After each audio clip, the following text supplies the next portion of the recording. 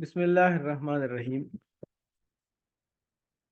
اسلامی ریاست کی داخلی و خارجی سیاست عہد و پیمان اور قول و قرار کی پابندی پر مبنی ہونی چاہیے۔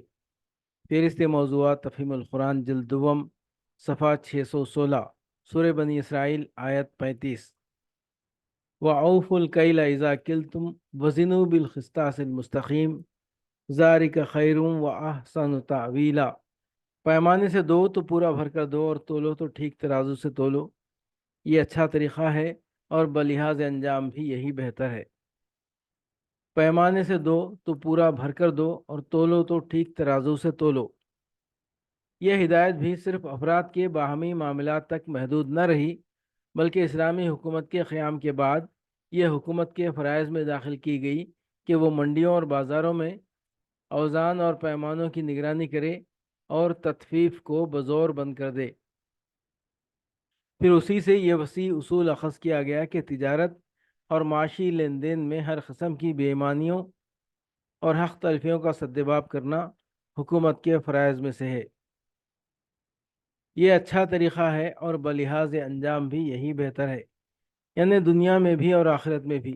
دنیا میں اس کا انجام اس لیے بہتر ہے کہ اس سے باہمی اعتماد قائم ہوتا ہے، بائع اور خریدار دونوں ایک دوسرے پر بھروسہ کرتے ہیں، اور یہ چیز انجام کار تجارت کے فروغ اور عام خوشحالی کی موجب ثابت ہوتی ہے۔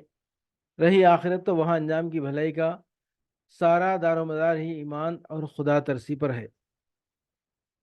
معاشرے کو زنا اور محرکات زنا سے پاک رکھنا اسلامی ریاست کا فرض ہے۔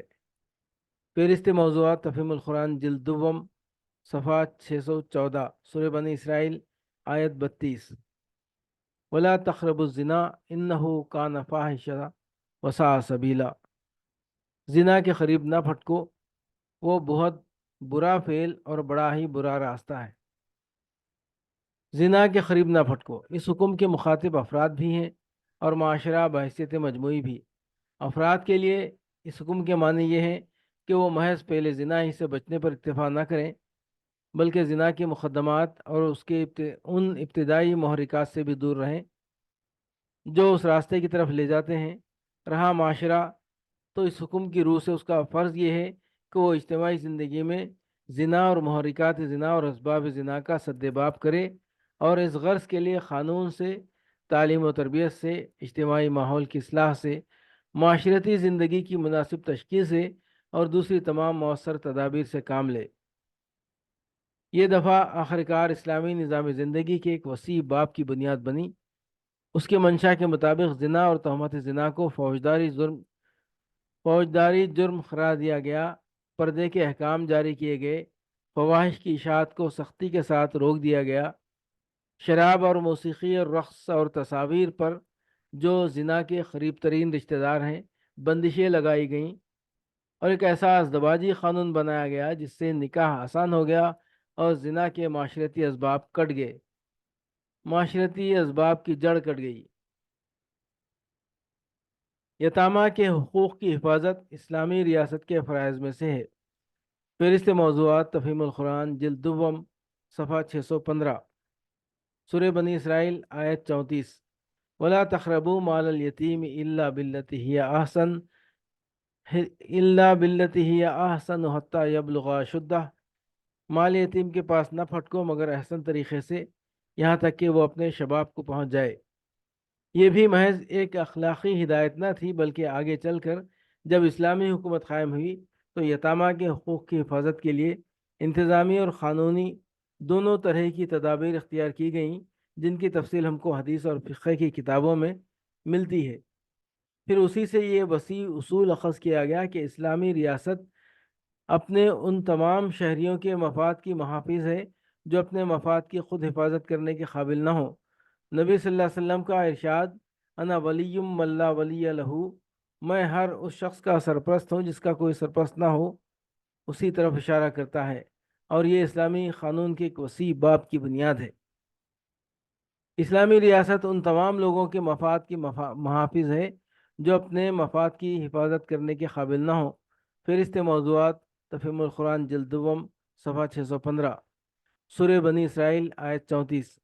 ولا تقربوا مال الیتیم الا باللتی ہی احسن حتی یبلغ اشدہ، مال یتیم کے پاس نہ پھٹکو مگر احسن طریقے سے، یہاں تک کہ وہ اپنے شباب کو پہنچ جائے۔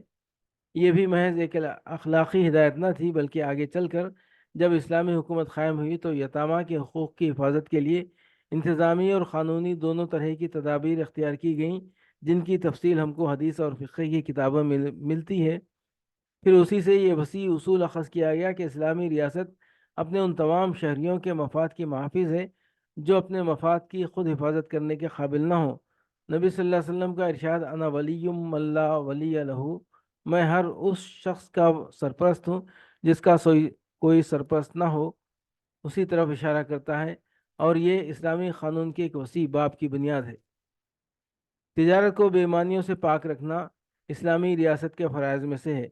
فہرست موضوعات تفہیم القرآن جلد دوم صفحہ 616، سورہ بنی اسرائیل آیت 35، وَأَوْفُوا الْكَيْلَ إِذَا كِلْتُمْ وَزِنُوا بِالْقِسْطَاسِ الْمُسْتَقِيمِ ذَلِكَ خَيْرٌ وَأَحْسَنُ تَأْوِيلًا، پیمانے سے دو تو پورا بھر کر دو، اور تولو تو ٹھیک ترازو سے تولو، یہ اچھا طریقہ ہے اور بلحاظ انجام بھی یہی بہتر ہے۔ پیمانے سے دو تو پورا بھر کر دو اور تولو تو ٹھیک ترازو سے تولو، یہ ہدایت بھی صرف افراد کے باہمی معاملات تک محدود نہ رہی، بلکہ اسلامی حکومت کے قیام کے بعد یہ حکومت کے فرائض میں داخل کی گئی کہ وہ منڈیوں اور بازاروں میں اوزان اور پیمانوں کی نگرانی کرے اور تطفیف کو بزور بند کر دے۔ پھر اسی سے یہ وسیع اصول اخذ کیا گیا کہ تجارت اور معاشی لین دین میں ہر قسم کی بے ایمانیوں اور حق تلفیوں کا سدباب کرنا حکومت کے فرائض میں سے ہے۔ اسلامی ریاست کے حکمرانوں کو غرور و تکبر سے پاک ہونا چاہیے۔ فہرست موضوعات تفہیم القرآن جلد دوم صفحہ 617، ولا تمشی فی الارض مرحا انک لن تخرق الارض ولن تبلغ الجبال طولا، زمین میں اکڑ کر نہ چلو، تم نہ زمین کو پھاڑ سکتے ہو نہ پہاڑوں کی بلندی کو پہنچ سکتے ہو۔ مطلب یہ ہے کہ جباروں اور متکبروں کی روش سے بچو۔